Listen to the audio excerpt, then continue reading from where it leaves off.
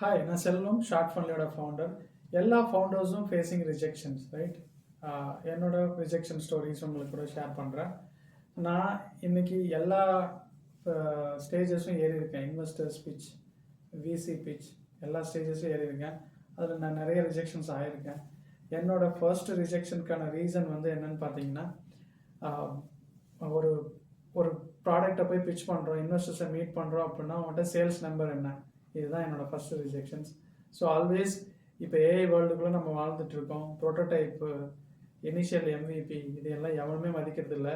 So first get your first paying customer R first 10 paying customers அப்படின்னா தான் நீங்கள் fund ரைசிங்க்கு எலிஜிபிளாக இருக்கும்னு நான் நம்புகிறேன் இன் 2025 அண்ட் 26.